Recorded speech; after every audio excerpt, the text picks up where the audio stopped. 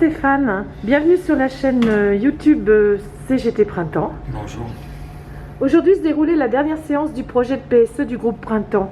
Quel bilan pouvez-vous en tirer, s'il vous plaît? Voilà. Déjà, c'est une bien triste journée, je trouve, pour l'ensemble des salariés et pour nous tous, parce que c'est effectivement le jour du recueil d'avis du comité central. C'est là où un projet, ce qui est présenté légalement comme un projet jusqu'à aujourd'hui, devient une triste réalité, puisque ça se transforme en PSE actif. Et là, on passe dans la phase maintenant de mise en œuvre de ce PSE.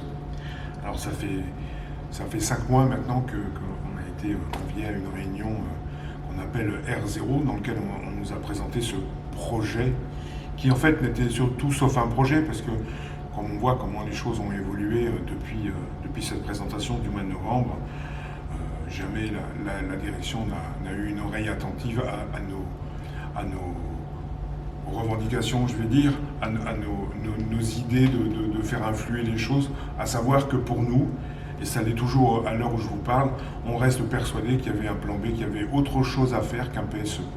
Alors on est arrivé sur un PSE qui a été juste une ligne de stratégie de se dire d'abord on va maîtriser les coûts, et ça a été fait dans des bureaux, voilà, sans compte des réalités du terrain, des gens et de l'impact social réel que ça allait faire. Il a fallu raturer des coûts, voilà. Mais derrière des coups de stylo, malheureusement, il y a des gens, et ça pendant 5 mois, on en a eu, nous, pleinement conscience, en allant négocier tout d'abord ce PSE dans la limite de ce qui était entendable pour la direction, qui ne l'est toujours pas pour nous, parce qu'effectivement, la CGT qui a pris ses responsabilités par rapport à ce PSE et par rapport à ces négociations, on a dû signer cet accord pour aller chercher le delta des mesures d'accompagnement entre une position unilatérale, mais qui était en dessous de tout et complètement irrecevable, indécente, qui est vraiment une injure qui est faite, je veux dire, à la qualité de travail et d'investissement que l'ensemble des salariés ont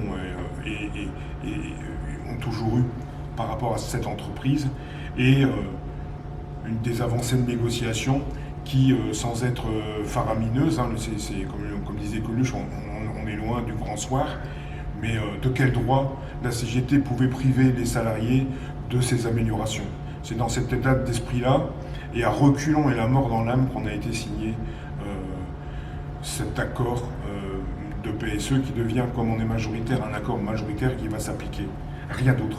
En aucun cas, on pourra apporter une caution morale à ce PSE, qui pour nous reste un cataclysme, hein, c'est un séisme pour l'entreprise. Humainement parlant, on va voir partir plus de 350 de nos camarades dans des conditions qui valent ce qu'elles valent, qui sont certes pas celles qu'on aurait souhaitées, mais qui sont en tout état de cause moins catastrophiques et moins humiliantes que ce qui a été proposé par la direction en unilatéral. Et c'est vraiment tout ce qu'on a été chercher avec cette signature.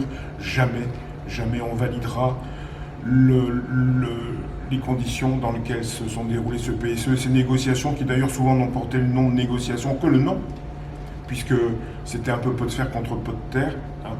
Et aujourd'hui, on fait le constat aussi qu'il y a des gens qui vont partir, bien sûr, ça c'est notre première action, et puis il y a des gens qui vont rester, et surtout on va s'attacher maintenant aussi, maintenant qu'on a fait le travail pour accompagner le moins mal possible ceux qui vont devoir partir, à voir comment ceux qui vont rester vont pouvoir rester dans l'entreprise, comment ce PSE va se mettre en œuvre dans les conditions d'accompagnement aussi social, psychologique et tout ce qui s'ensuit.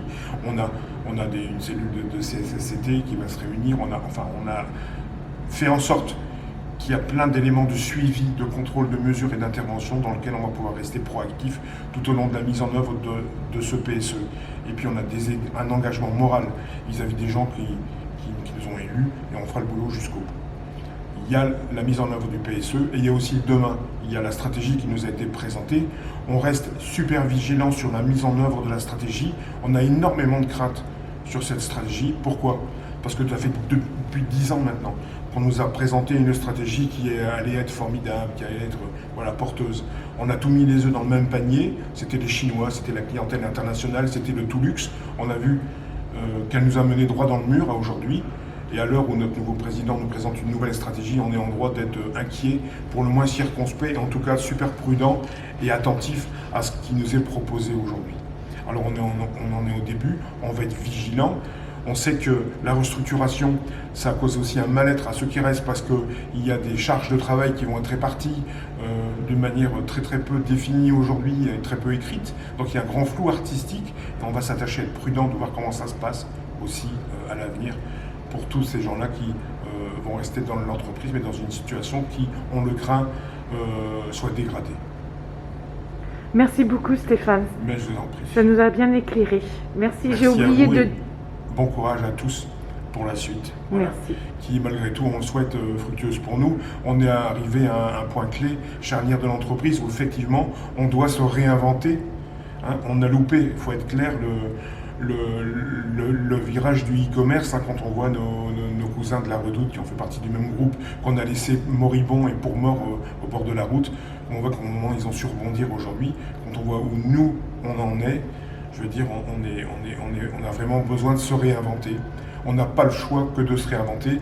Encore faut-il qu'on le fasse avec un maximum d'entre nous et dans les meilleures conditions possibles, parce qu'on ne voudrait pas non plus que nos magasins deviennent des vitrines pour le e-commerce. On a besoin de faire vivre le commerce, un commerce physique tel qu'il existe et avec des gens dans les magasins, rien d'autre.